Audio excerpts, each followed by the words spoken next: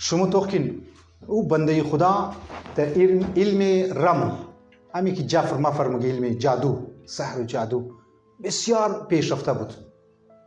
گفت رفت امام را پیدا کرد که امام کجایه. رفت دید امام در یک دکان آهنگر رفته، آهنه را مثلا آو منشیره ذوب کنه تا یکو چیزی درست کنه، شمشیری درست کنه، چاقوی درست کنه.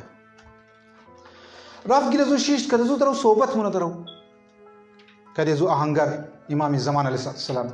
ای نزدیک رفته نمیتونه، توجه کی نزدیک نزدیک رفته نمیتونه. در امزی دوران یک زن مایا گیری آهنگر و خبر نیه که امام زمان هم گیر شیشته.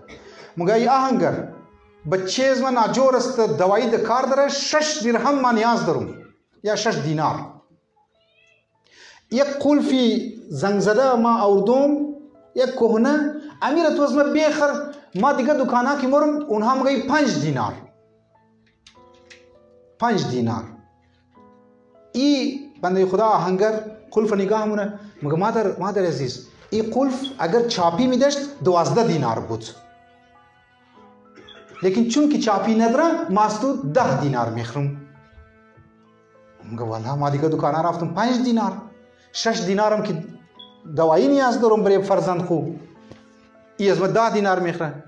قلف را از گیرش گرفت، 10 دینار را مادر داد و زن را پیر را او رفت. امام توجه کی، امام طرفی از علم جعفر والا که بود انسان نگاه کرد، توخ کرد، گفت که علم جعفر من رو پیدا میتنی لیکن همراهی نمیتنی. اگر میخوایی که امام همراهشونی اینزی جور شو، آهنگر جور شو.